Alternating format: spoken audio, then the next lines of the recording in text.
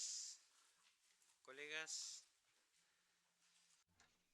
Chers collègues, mesdames et messieurs les membres de la délégation du Bénin, chers publics, observateurs, ONG, je vous salue, ainsi que les interprètes, les procès-verbalistes, le personnel de la salle. Je vous souhaite une chaleureuse bienvenue à cette réunion publique du Comité des droits de l'homme. Il s'agit de la 3217e réunion et comme vous le savez, nous sommes en train d'examiner le deuxième rapport périodique du Bénin. La délégation est emmenée par son Excellence M. Éloi Laourou. Je salue évidemment le reste de la délégation. Hier, les collègues ont posé des questions sur la première partie de la liste de points. Il y a déjà eu des réponses de la part de l'État parti, mais nous n'avons pas eu le temps de terminer. Le chef de la délégation me disait tout à l'heure que l'État avait terminé de fournir ses réponses pour la première partie. Donc nous allons procéder de la sorte. Maintenant, je vais donner la possibilité aux membres du comité de poser des questions de suivi pour la première partie de la liste des points. Et ils peuvent également poser des questions sur la deuxième partie de la liste des points. Ensuite, nous marquerons une brève pause pour permettre à l'État parti de s'organiser et de préparer ses réponses. Puis, nous entendrons justement ces réponses. Pour que nous soyons tous très au clair, je vais maintenant donner la parole aux membres du comité pour poser des questions de suivi pour la première partie de la liste et pour poser des questions concernant la deuxième partie de la liste de points. Ensuite, je donnerai la parole à la délégation. Mon cher collègue, Monsieur Olivier Trouville, vous avez la parole, monsieur. Merci beaucoup, Monsieur le Président. Alors, je voulais remercier la délégation pour ses réponses. Cela dit, je ne suis pas absolument sûr, et au regard de ce que vous disiez à l'instant, d'avoir eu toutes les réponses s'agissant de la question portant notamment sur le droit à la vie. Il me semble que là, je n'ai pas eu de réponse. Donc c'est la question 10 sur les vindictes populaires, les infanticides, la question des enfants accusés de sorcellerie. J'ai eu une réponse effectivement sur les enquêtes pour les 3 affaires. Donc on m'a répondu que le secret de l'instruction effectivement empêchait de délivrer des informations. Mais voilà, donc à moins que des choses m'aient échappé, et dans ce cas-là je prie de m'en excuser, il y a quelques points, me semble-t-il, qui n'ont peut-être pas été complètement traité encore hier. Alors, pour revenir sur les questions sur les réponses de la délégation hier, plusieurs petits points. Je vais essayer d'aller vite. D'abord, le code de l'enfant, donc qui a été adopté en janvier 2015. On nous a dit hier qu'il n'avait pas été promulgué. Alors, je voulais savoir un petit peu comment s'organiser cette procédure de promulgation.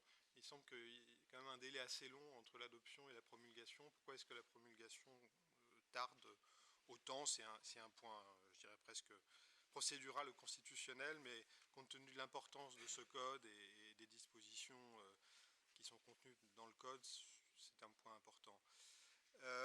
S'agissant de la présence des avocats lors de la garde à vue, alors hier on a eu des explications très détaillées, donc tendant à dire que les avocats étaient présents dès le début de la garde à vue.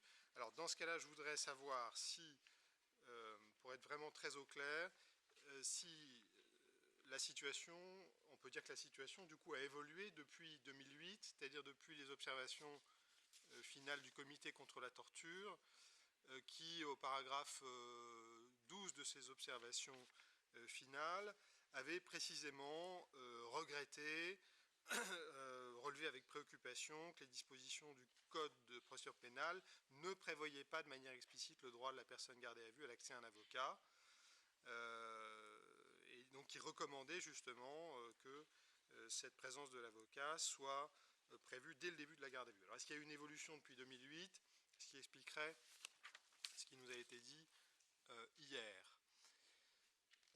S'agissant des condamnés à mort, donc, nous prenons acte des explications de l'État partie et nous nous en réjouissons. Donc, sur le transfert des 13 prisonniers dans une prison civile et leur soumission à un régime de droit commun, c'est effectivement donc un premier pas important, et avec la procédure qui ensuite interviendra sur la base du code pénal. S'agissant des cas de torture par des responsables d'application des lois, en particulier dans les commissariats de police, torture, mauvais traitement, traitement inhumain ou dégradant, là j'aurais aimé avoir quand même un petit peu plus d'explications. Au regard, là aussi, je reprends les observations finales du comité contre la torture en 2008.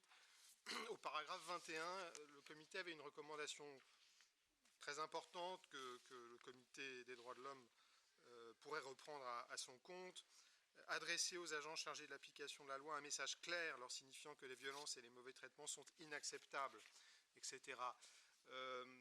On a reçu des rapports de mauvais traitements dans des commissariats de police. Il y a notamment des cas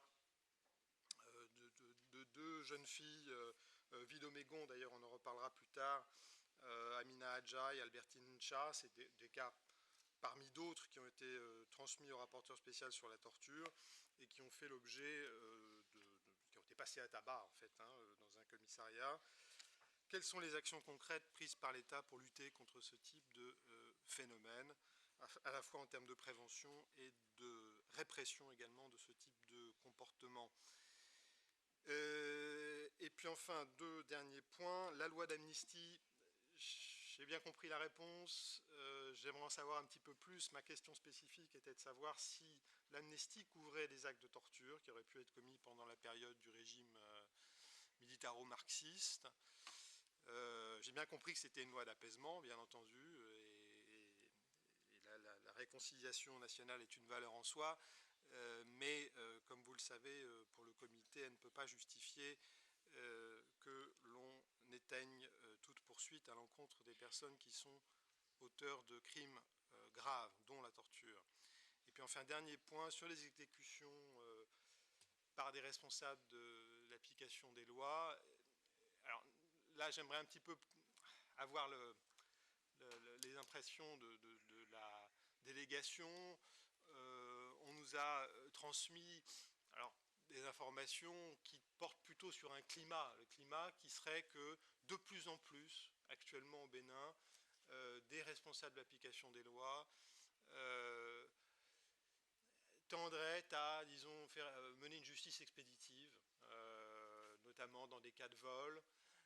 Ce serait d'ailleurs relayé par les médias, qui se ferait l'écho justement de cette justice un peu expéditive. Est-ce que c'est effectivement une tendance que vous, de votre côté, vous constatez?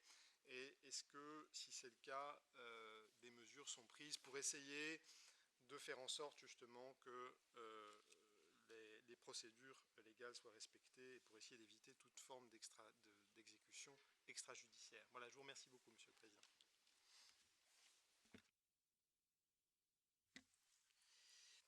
Merci beaucoup, Monsieur de Frouville. Maintenant, je passe la parole à Madame Fotini Passartis. Madame, vous avez la parole.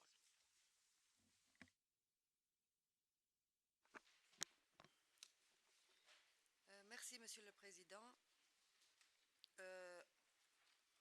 Avant de venir aux questions que j'ai à poser ce matin, je voudrais revenir un peu sur ce qui a été dit hier, sur le dialogue qui a été dit hier. J'aurai deux questions de suivi. Tout d'abord, concernant au sujet de l'article question numéro 6. J'ai pris en compte les réponses du gouvernement. Pourtant, je n'ai pas eu de réponse précise sur des pratiques, notamment celles de la culte oraux, des pratiques liées à la culte oraux. Et j'aimerais sur ce point prier la délégation de commenter plus spécifiquement sur les actions prises ou que l'État partie peut-être entendrait prendre à l'égard de ces pratiques. Ma deuxième question de suivi concerne la question numéro 7 de la liste des questions, notamment s'agissant des mutilations génitales féminines. Là encore, je n'ai pas eu de réponse très précise à ce sujet. Alors, s'agissant des pratiques d'excision, je renvoie au rapport établi par l'État partie, notamment le paragraphe 83, qui contient certains chiffres et pourcentages, mais très généraux. Je souhaiterais avoir des statistiques plus détaillées, si possible, même par écrit, au sujet de ce qui se passe actuellement et quels étaient les résultats de l'interdiction de ces pratiques, mais aussi des campagnes de sensibilisation. Donc, je voudrais avoir, et je prierai la délégation de nous fournir des statistiques un peu plus détaillées. Monsieur le Président, j'arrive maintenant aux questions de ce matin, c'est-à-dire les questions 14 et 15 de la liste des questions. D'abord, la question numéro 14 se rapportant à l'indépendance du système judiciaire et au droit à un procès équitable. Je crois que déjà depuis hier, le dialogue a touché certaines de ces questions suite aux remarques faites par mon collègue M. Vardelashvili. Je reviendrai un peu sur certains aspects et je reviens parce que les réponses, notamment à la question numéro 14 de l'État partie, dans les paragraphes 42, 43, 44, 45, 46 et 47, sont assez, là encore, brèves. Donc, je voudrais tout d'abord demander à la délégation de nous fournir plus de précisions sur le processus de nomination et de révocation des juges et des magistrats du ministère public. Selon des informations qu'on reçoit, le pouvoir judiciaire béninois n'est pas tout à fait complètement indépendant du pouvoir exécutif. J'ai pris note quand même de ce qui a été dit par la délégation béninoise hier après-midi et je remercie la délégation pour les précisions qui ont été données sur ce sujet.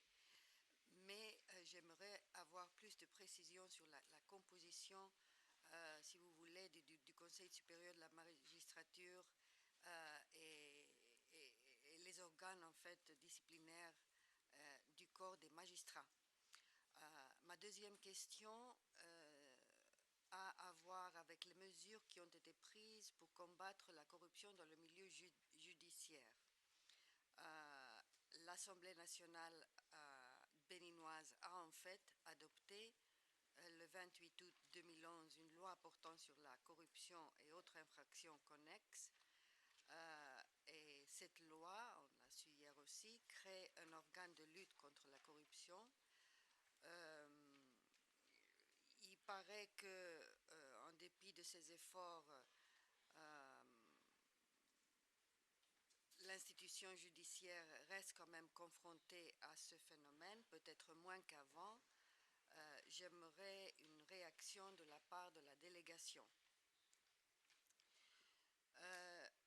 Ma troisième question, et là encore peut-être on a eu des précisions sur le nouvel code de procédure pénale de 2013 qui est entré en vigueur. On a eu des informations hier après-midi. Il semblerait qu'il, selon des informations provenant de la société civile, dont certaines ont été évoquées hier après-midi, il resterait des choses à faire. On a parlé déjà hier des délais de détention préventive. Je pourrais ajouter la question notamment sur les mesures que le gouvernement envisage à prendre pour faciliter encore plus l'accès à l'assistance à un avocat et à l'aide judiciaire, et notamment aux personnes qui n'ont pas de moyens. J'aimerais aussi une réaction de la délégation sur les lenteurs reportées des procédures judiciaires, pas seulement la prévention détentive, mais généralement les procédures judiciaires. On nous a reporté par exemple qu'une personne est restée en détention préventive pendant 5 ans pour recevoir à la fin une peine d'emprisonnement de 6 mois.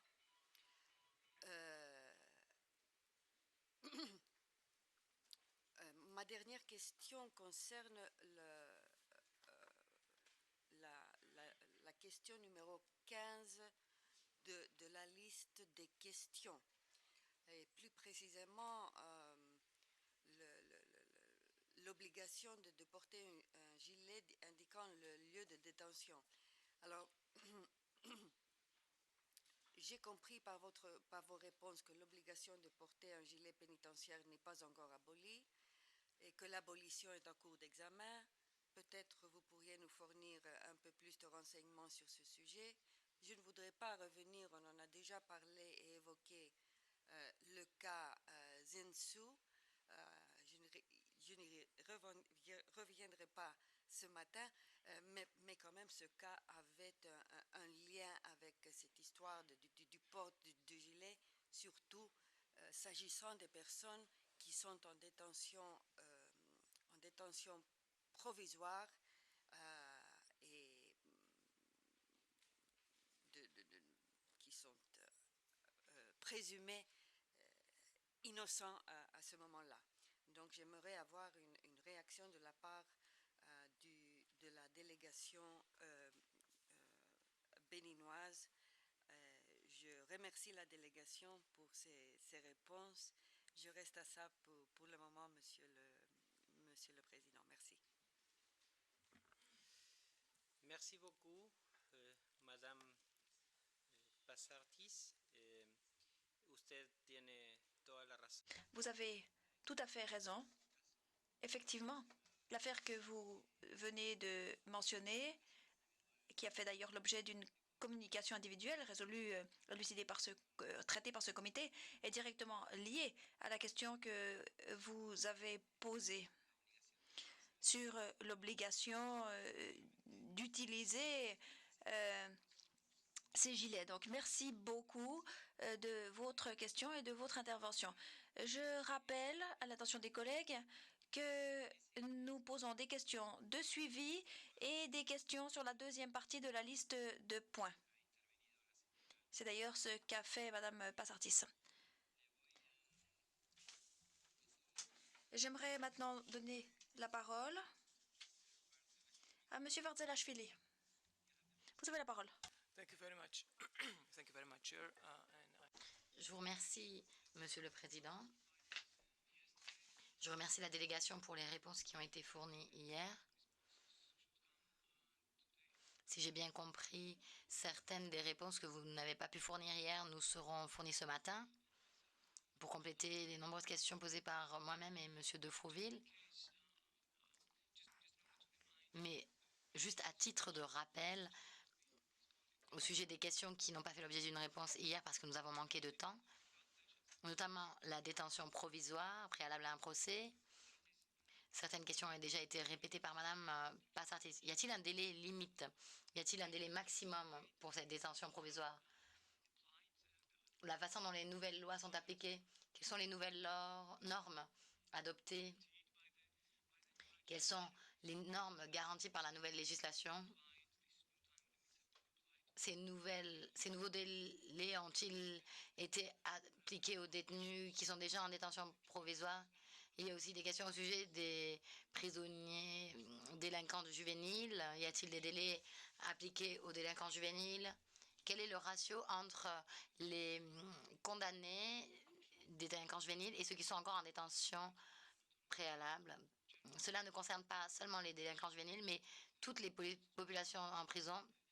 Je suis tout particulièrement intéressée par les raisons qui expliquent ce faible nombre de condamnations, alors qu'il y a un très grand nombre de délinquants juvéniles en détention provisoire, préalable à un procès. Si j'ai bien compris vos réponses hier, et ces questions ont également été posées ce matin par mes collègues,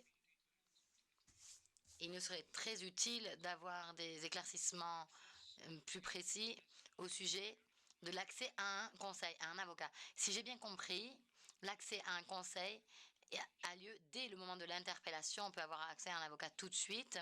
Et c'est la différence avec les réglementations passées et celles qui sont en place aujourd'hui. Merci de reconfirmer. Et si l'individu n'est pas interpellé, arrêté ou détenu, l'accès à un avocat est garanti dès qu'une investigation commence contre cet individu. Je vous serai à nouveau reconnaissant de bien vouloir confirmer que j'ai bien compris ce qui nous a été dit hier. Si j'ai bien compris, votre rapport et les informations fournies au comité, l'aide juridictionnelle n'est pas encore disponible. Il n'y a pas encore un système en place d'aide juridictionnelle, même s'il y a des ONG qui fournissent cette assistance aux individus qui en ont le besoin et qui n'ont pas les moyens de recruter un avocat. Merci de nous donner davantage d'informations au sujet des mesures prévues ou qui ont déjà été prises et un délai au sujet de l'application de ces nouvelles dispositions ou de l'application de ce nouveau système. Dans quel délai va-t-il entrer en vigueur? Permettez-moi maintenant de passer à la question 19 relative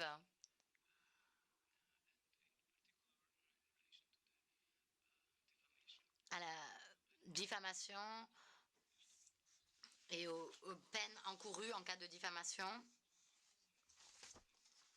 Vous avez souvent été classé parmi les meilleurs pays en termes de liberté,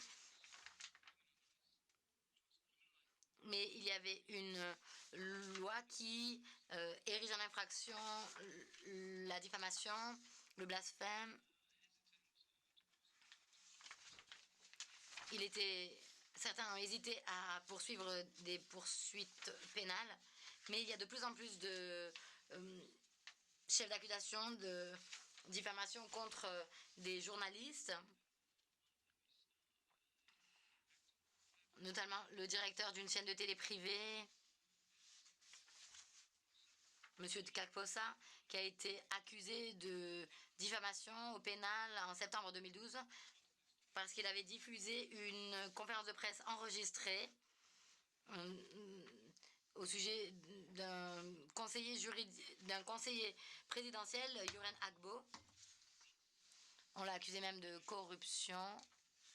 L'année d'après, en janvier, les deux individus ont été condamnés.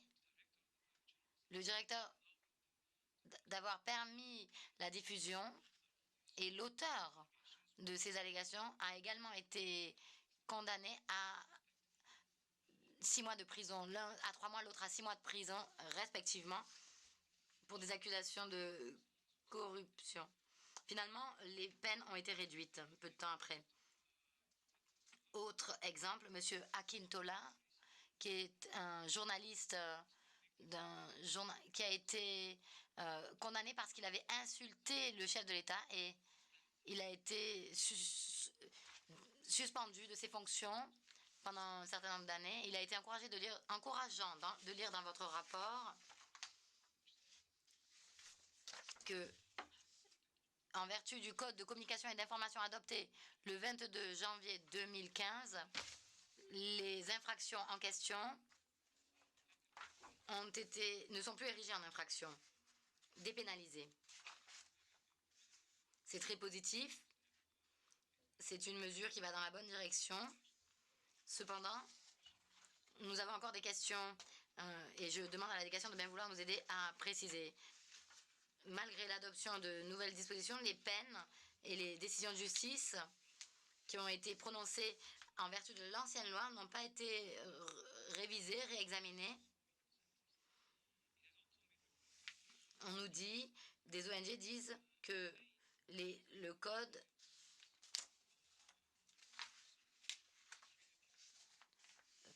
même dans la nouvelle loi, il y a des peines d'emprisonnement pour des insultes graves, des abus extrêmes comme insultes ou outrages au chef de l'État. Il y a aussi des peines d'emprisonnement qui peuvent être appliquées pour d'autres situations comme l'incitation au crime. Je serais reconnaissant à la délégation de bien vouloir nous en dire plus au sujet de ces renseignements et nous dire dans quelle mesure la loi est claire, non ambiguë, surtout en ce qui concerne l'incitation au crime. Dans quel cas les journalistes pourraient faire l'objet de poursuites? L'incitation doit-elle représenter un véritable danger? Est-ce qu'il y aurait des chefs d'accusation et une poursuite?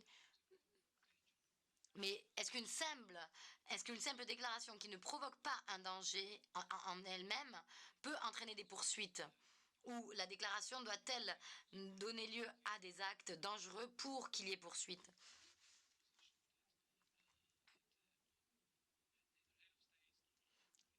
S'agit-il de protection du chef de l'État, de hauts fonctionnaires, d'hommes politiques de haut niveau? Ces personnes ne devraient pas être spécifiquement protégées contre des critiques, des déclarations critiques, même diffamatoires. Leur protection ne doit pas être plus élevée que les autres citoyens. Ils doivent être sur un pied d'égalité avec les autres citoyens qui ne sont pas actifs dans le domaine politique. Je vous renvoie à l'observation générale de notre comité. Il s'agit de l'observation 34 qui aborde toutes ces questions. Correction de l'interprète, on n'avait pas parlé de blasphème, c'était bien de propos diffamatoires, de diffamation. Correction de l'interprète.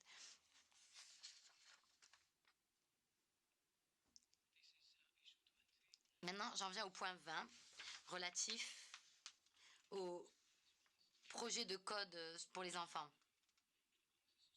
et autres problèmes associés à cette question.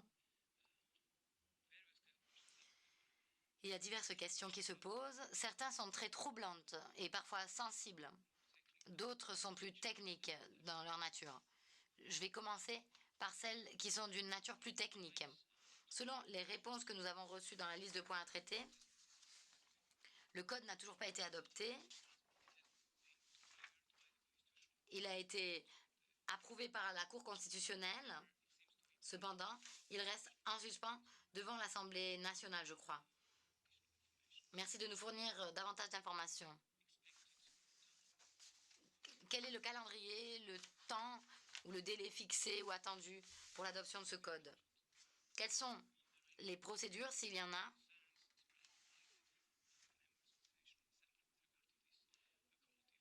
Les membres de l'Assemblée nationale ont-ils fait part de préoccupations au sujet de ce code? Y a-t-il des modifications prévues?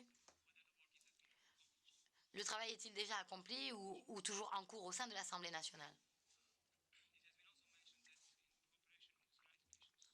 Il a été mentionné qu'avec le Fonds des Nations Unies pour les enfants, plusieurs mesures ont été prises pour garantir une diffusion vaste de ce texte mais aucun détail n'a été fourni.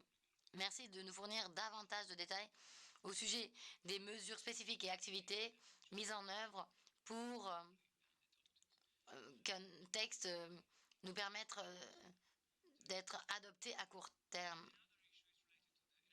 Pour qu'un texte soit adopté à court terme, nous l'espérons. Concernant l'enregistrement des naissances, j'aimerais vous féliciter pour des efforts, des progrès dans le domaine de l'enregistrement des enfants. Maintenant, environ 80% des enfants sont enregistrés et c'est une augmentation par rapport aux années précédentes. Ce n'est toujours pas une situation satisfaisante à 100%, mais les progrès sont remarquables. En même temps, il y a des préoccupations exprimées par les ONG, les experts indépendants, qui expliquent les raisons pour lesquelles il y a 80% d'enfants enregistrés et pas 100%.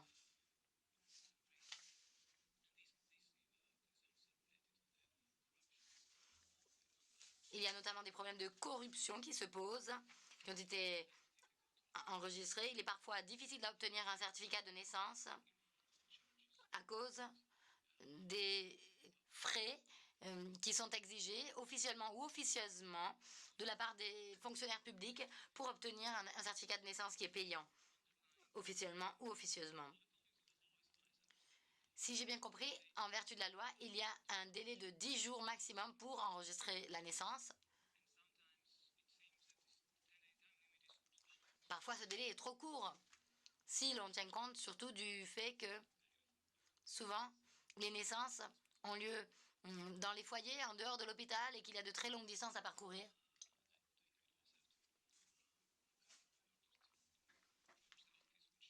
Pour parvenir au bureau d'état civil où pourra avoir lieu l'enregistrement de l'enfant. Il y a aussi ces frais qui sont imposés officiellement ou officieusement, qui empêchent beaucoup de personnes d'enregistrer la naissance dans un délai de 10 jours. Et il semble que la loi ne permette pas l'enregistrement au bout de 10 jours. Il faut bien sûr se placer du point de vue de l'État. L'État qui essaye de favoriser l'enregistrement organise des campagnes pour l'enregistrement des enfants qui n'avaient pas été enregistrés au cours des précédentes années. Mais ce délai strict, s'il est vraiment en place, rend plus difficile pour l'État l'organisation de l'enregistrement, complique les choses. J'aimerais savoir si l'enregistrement se passe bien et est efficace dans les institutions, les orphelinats où les enfants sont placés. Ces institutions ou orphelinats reçoivent-ils automatiquement un certificat de naissance de la part de l'État? Et là, je parle des enfants qui sont à la charge de l'État, dans les institutions, dans les orphelinats.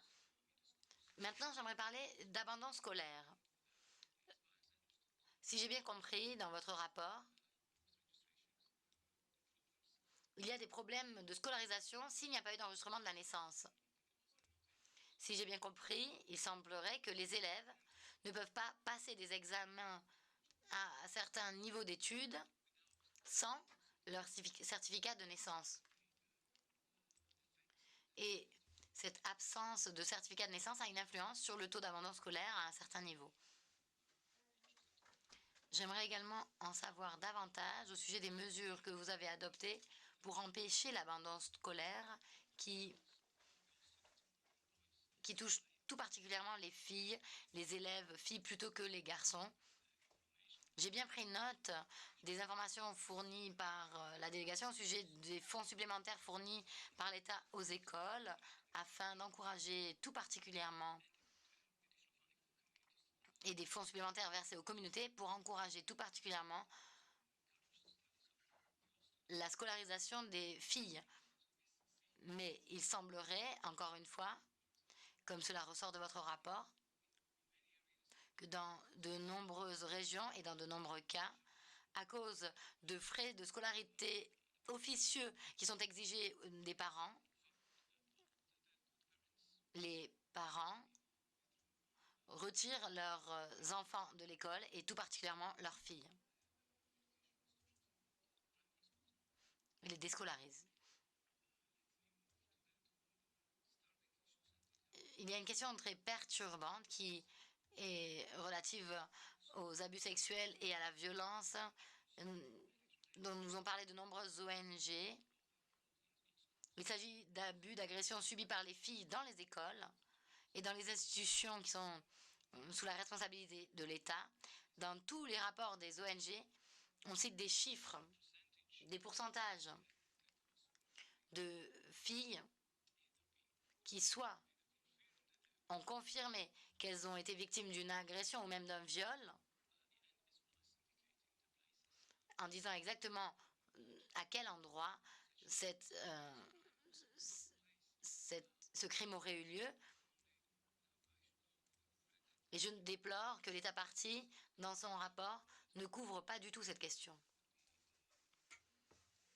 Je vous serais reconnaissant de nous en dire davantage sur la question des abus, agressions ou viols de filles commis dans les écoles ou dans les institutions.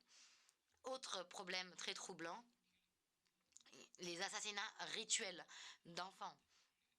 Les rites d'assassinat, un phénomène terrifiant que j'ai rencontré en lisant le rapport de plusieurs ONG et d'organisations tout à fait crédibles. Dans tous leurs rapports, ils soulignent le fait que,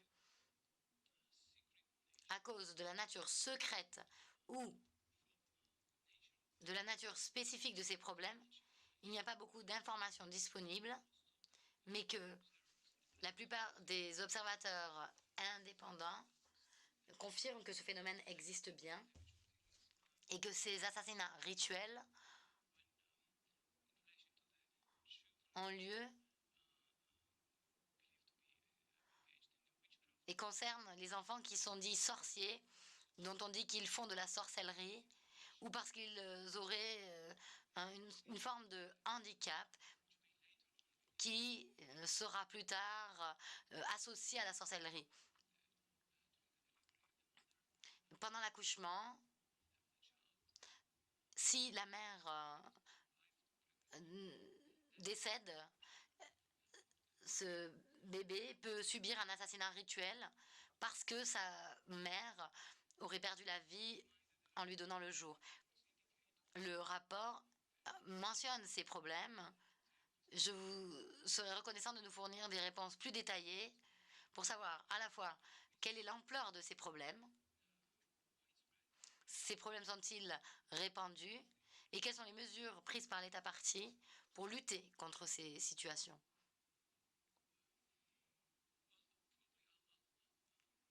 Je m'en tiendrai là et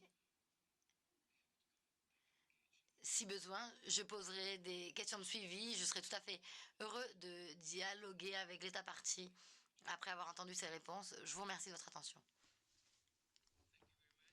Je vous remercie, Monsieur Vardelashvili. Parole à M. Fatala. Monsieur Fatala, vous avez la parole. Merci, Monsieur le Président. Monsieur le Président, je vais tout d'abord poser deux questions de suivi, ou bien la première, c'est concernant la réponse à la question 4 que j'ai demandée hier. Dans la réponse, je regrette que la réponse n'a été qu'une répétition de la réponse écrite présentée par la délégation ou bien le gouvernement du Bénin. Il n'a pas ajouté grand-chose, alors j'espère qu'au moins dans les 48 heures qui viennent, on aura plus de détails concernant la réponse à la question 4. Quant à la question 5, ça a été partiellement, on a eu une réponse partielle de ce que j'ai soulevé hier. Donc je voudrais avoir plus de précisions sur par exemple les statistiques concernant les représentations de la femme. J'avais parlé de quotas, de tout ça. J'avais donné des exemples et j'ai dit qu'il manque quelques des statistiques concernant dans différents organes béninois. Toujours aussi sur la réponse concernant l'Institut de promotion de la femme et l'évaluation de l'Institut, de ses programmes. La réponse a été aussi assez générale. Moi, j'ai pris ces mots même de la réponse et du rapport du Bénin qu'une évaluation devrait être faite, mais ça n'a jamais été fait jusqu'à maintenant, alors je n'ai pas eu réponse aussi sur cette question. Maintenant, je vais adresser les questions numéro 17 et 18. La question 17 demande au gouvernement béninois de préciser les motifs sur les restrictions au rassemblement des personnes et de quelle manière l'État partie protège le droit à la liberté de réunion pacifique. Dans sa réponse, le gouvernement béninois a bien mentionné que ces restrictions sont guidées par la préservation de l'intérêt général et surtout le respect de l'ordre public. Actuellement, une loi sur la liberté d'association et de réunion est en cours d'élaboration en vue d'une meilleure protection de ces libertés. Alors, je voudrais que la délégation nous précise les éléments clés de ce projet de loi, la période expectée pour terminer l'étude de ce projet et donc sa promulgation, aussi de préciser les raisons d'opprimer quelques manifestations et réunions sur la base de troubles de l'ordre public. Donc, en quoi ces manifestations ou réunions touchent vraiment à l'ordre public, comme par exemple la marche des partis politiques de l'opposition datée du 7 mai 2013, la réunion en faveur de la candidature de M. Patrice Tolom le 13 septembre 2015 et la marche pacifique de protestation des confédérations syndicales du 27 décembre 2013. Quant à la question 15, elle a demandé au gouvernement du Bénin de détailler les mesures prises pour créer un environnement propice pour que tous les médias de l'État partis s'expriment librement sur la totalité des sujets d'information. Et dans le paragraphe 53 de la réponse du gouvernement béninois, ils ont mentionné que pour renforcer la liberté de presse, un code de l'information et de la communication a été adopté en janvier 2015 et promulgué en mai 2015. Nous félicitons cette approche positive et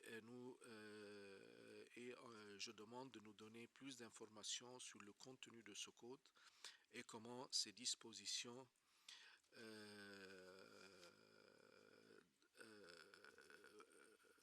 instituent aux médias de s'exprimer plus librement. On a des rapports dont dispose le comité soulèvent le cas du journaliste Sounouvou de l'ORBT qui avait été sanctionné après avoir demandé ouvertement le 12 janvier 2015 au chef de l'État de prendre des dispositions afin de permettre aux médias publics d'engager des débats contradictoires sur les chaînes nationales. Si vous pouvez nous donner des clarifications nécessaires concernant ce cas.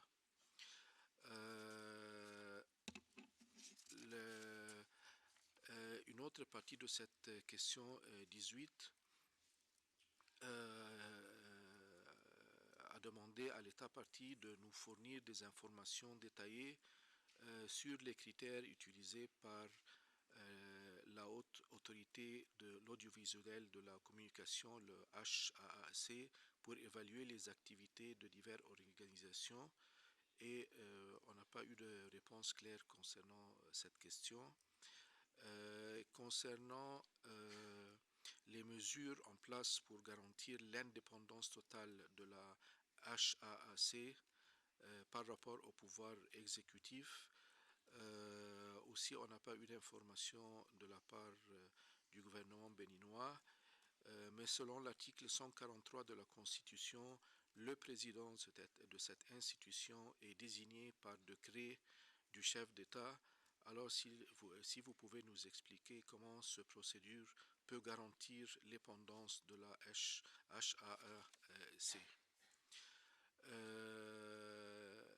Aussi, la question 18 a soulevé la question de renseignement sur la marche du 4 février 2015 qui avait été organisée pour protester contre l'utilisation des médias publics par le pouvoir en place et on n'a pas eu dans la réponse d'informations. Donc, nous vous sollicitons d'avoir les clarifications nécessaires. Et c'est tout ce que j'ai aujourd'hui pour les questions 17 et 18. Je vous remercie, Monsieur le Président. Merci beaucoup, Monsieur Fatala. Maintenant, je passe la parole à mon collègue, Monsieur Benachour. Monsieur Benachour, vous avez la parole. Merci, Monsieur le Président.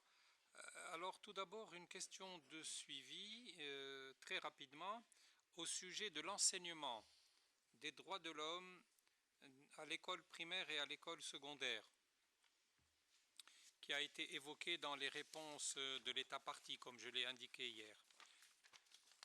Alors, je voudrais savoir si, pour cet enseignement des droits de l'homme, dans certaines classes de l'école primaire et secondaire, s'il y a des supports pédagogiques et s'il y a également une formation des maîtres pour enseigner les droits de l'homme. Parce que pour l'enseignement des droits de l'homme, il faut quand même deux choses fondamentales. Tout d'abord, un support pédagogique sur lequel les maîtres peuvent se baser et ensuite une formation en droits de l'homme. Est-ce que ça se fait au Bénin? Ça, c'est la question de suivi. Et la question, maintenant, l'autre question, c'est la question 21, la dernière question. Elle concerne les mesures prises pour diffuser des informations sur le pacte et le protocole facultatif et la manière avec laquelle a été élaboré le rapport périodique, le deuxième rapport périodique et la participation de la société civile. En guise de réponse, vous nous dites que l'État béninois a édicté une brochure qui s'appelle « Répertoire pratique sur les droits de l'homme au Bénin », dans laquelle le pacte sur le droit civil et politique et ses protocoles sont largement diffusés, également par le moyen des cliniques juridiques en droit de l'homme et les formations organisées à l'endroit des relais locaux et des clubs scolaires en droit de l'homme.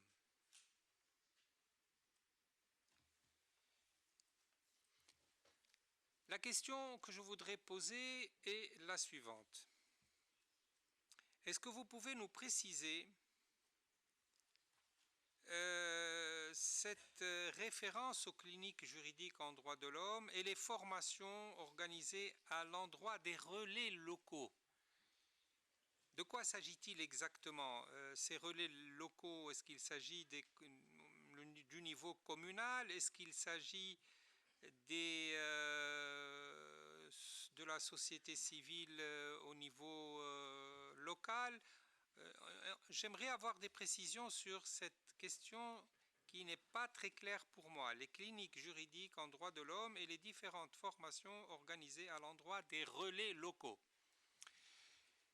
Et je voudrais également savoir, toujours pour cette question 21, la participation de la société civile à l'élaboration du rapport de l'État. Vous la présentez d'une manière générale, vous dites la société civile. Mais est-ce que vous pouvez nous préciser quels sont les acteurs de la société civile, nommément désignés, qui ont participé à l'élaboration du rapport? Je vous remercie, Monsieur le Président. Merci beaucoup, Monsieur Benachour. Maintenant, je passe la parole à Monsieur Olivier de Frouville. C'est la parole, Monsieur. Merci beaucoup, Monsieur le Président. Et je suis comme un écolier pris sur le fait de ne pas avoir écouté vos instructions. Effectivement, il fallait que je passe aussi à la question suivante. Donc, toutes mes excuses pour cette nouvelle prise de parole. Alors, c'est la dernière question en fait, que je vais aborder, c'est la question numéro 13, donc, qui porte sur le trafic d'êtres humains, la traite d'êtres humains, le phénomène de Vidomégon et la question du travail forcé des enfants. Alors, je remercie l'État partie pour ses explications, paragraphes 37 et 41 de ses réponses. L'État partie répond essentiellement sur 2 points. Il nous dit d'abord qu'il dispose, je cite, d'un arsenal juridique pour réprimer le trafic des enfants, le travail forcé et l'exploitation sexuelle, mais aussi le phénomène de Vidomégon. Sur cette même question, il nous dit par ailleurs que les auteurs de ces infractions sont traduits en cas de dénonciation devant les autorités judiciaires, sont traduits en justice, et que l'indemnisation des victimes, je cite, est en cours d'examen. Deuxième point, l'État partie nous informe de ce qu'un projet de loi contre la traite des personnes a été transmis à la Commission nationale de codification pour étude. Alors, quelques questions déjà sur la base de ces explications. La délégation peut-elle nous détailler, je dirais loi par loi, l'arsenal juridique invoqué? Pourrait-elle, deuxièmement, nous préciser s'il est nécessaire qu'une plainte soit déposée pour que des enquêtes aient lieu sur ces infractions, sur ce type spécifique d'infraction? Ou est-ce qu'il peut y avoir, là aussi, encore une fois, une saisine d'office de la part du ministère public? Que veut dire exactement que l'indemnisation est en cours d'examen? Est-ce que c'est le principe de l'indemnisation qui est en cours d'examen, ou est-ce que le principe est acquis et ce sont les cas particuliers qui sont actuellement à l'examen devant une instance qu'il faudrait préciser? S'agissant du projet de loi contre la traite des personnes, quel est le calendrier provisionnel, la date prévue d'adoption de la loi? Et par ailleurs, surtout, en attente de cette loi, quelles sont les mesures concrètes prises par les autorités pour lutter contre la traite dans un pays qui, comme l'a noté le comité, est à la fois pays source, de transit et de destination du trafic d'êtres humains pour le travail forcé et l'exploitation sexuelle? Alors, sur le phénomène des enfants Vidomégon, il est évidemment regrettable que cette pratique, qui était ancrée dans les traditions béninoises et qui devait être à l'origine, et qui était à l'origine, qui participait à l'origine à l'éducation des enfants dans leur intérêt propre, ait été progressivement dévoyée. Il apparaît que cette forme de placement d'enfants peut être aujourd'hui, déjà depuis un certain nombre d'années, assimilée dans bien des cas à de la traite d'enfants, avec d'ailleurs une dimension interne et internationale, avec des enfants qui partent parfois à l'étranger. Et avec pour conséquence de réduire, en tout cas certains de ces enfants, à l'état d'esclaves ou être victimes de mauvais traitements de la part de leurs tuteurs chez lesquels ils sont placés. Alors, il est évident que la prise de conscience du problème au Bénin ne date pas d'hier. Des mesures ont déjà été prises pour essayer de lutter contre ce phénomène, à commencer par la loi numéro 2006-04 du 10 avril 2006, portant condition de déplacement des mineurs et de la répression de la traite d'enfants au Bénin, ce dont il faut donc se féliciter. Alors, au-delà de la loi, qu'en est-il des mesures concrètes prises, notamment en application de cette loi, pour lutter contre ce phénomène? Pouvez-vous nous donner plus de détails sur les résultats des mesures qui ont été prises par l'État? On entend ici et là que le phénomène, en tout cas dans sa dimension négative, décroît. Est-ce que vous avez à cet égard des chiffres qui permettent, dans la mesure du possible, d'étayer cette affirmation? Comment s'y prend l'État pour neutraliser les filières de placement, lorsque des filières de placement organisées existent, qui s'assimilent en réalité à des organisations de traite? Comment l'État partie s'y prend-il aussi pour venir aux enfants qui sont victimes de cette pratique dévoyée du Vidomégon?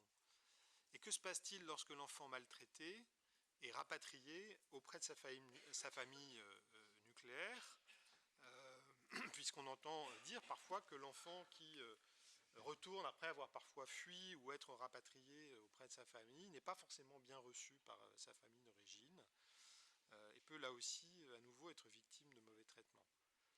Alors que fait l'État partie pour combattre les éventuelles réactions de rejet ou la stigmatisation qui peut s'attacher à ce retour d'un enfant qui peut être parfois accusé d'avoir échoué ou de ne pas avoir été à la hauteur de la confiance qu'on a mis en lui. Voilà, je vous remercie beaucoup, Monsieur le Président. Merci beaucoup, Monsieur de Frouville. Y no sienta usted. Ne soyez pas désolé si vous êtes intervenu une deuxième fois. Et il ne faut pas être désolé de se sentir étudiant. Vous et moi, nous sommes professeurs et nous savons très bien, tous les deux, que les étudiants parfois nous dépassent dans leur point de vue. Quoi qu'il en soit, merci beaucoup de votre intervention. Et maintenant, je donne la parole à Monsieur Chani. Président, car c'est la première fois que je prends la parole durant ce dialogue. Je voudrais souhaiter la bienvenue de la délégation et de Bénin. Je voudrais poser à vous des courtes questions qui concernent l'indépendance de la magistrature dans Bénin. S'il vous me permettez, je continue en anglais. La première question que je souhaitais poser concerne le mandat des juges à la Cour constitutionnelle. Si j'ai bien compris, ils sont élus pour 5 ans. Cette période est reconduisible une fois, donc ils peuvent siéger pendant ou avoir un mandat de 10 ans. Mais j'aimerais savoir ce qui est la pratique. Est-ce que, en général, leur mandat est reconduit? Et quelles sont les considérations qui pourraient déboucher sur une non-reconduction? Si je pose la question, c'est parce que la possibilité d'une réélection pour les juges de la Cour constitutionnelle pose des questions dans le domaine des pressions politiques éventuelles. Pendant le premier mandat d'un juge, et j'aimerais entendre les explications de la délégation là-dessus. La deuxième question que je voulais poser porte sur la grève de l'UNAMAB aux tribunaux en septembre dernier, et j'aimerais beaucoup que la délégation puisse nous expliquer quelles étaient les circonstances qui ont mené à ce que cette association des juges, l'UNAMAB, décide de faire la grève. Et j'aimerais également savoir si cette question a été finalement réglée. Apparemment, la grève s'est arrêtée finalement, mais j'aimerais savoir si les revendications ont été suivies de mesures, notamment en ce qui concerne la nomination des membres du judiciaire. Est-ce qu'il y a eu un accord? Merci beaucoup. Thank you. Merci beaucoup, Monsieur Chani. Très bien. Et il y a eu plusieurs questions de suivi. Il y a également eu des questions sur la deuxième partie de la liste de points. Nous devons donner un peu de temps à la délégation pour qu'elle puisse s'organiser et préparer les réponses à toutes ces questions. Il est 11h10. Nous allons vous donner 20 minutes jusqu'à 11h30 exactement. À 11h30, nous reprenons pour vous entendre. La séance est suspendue.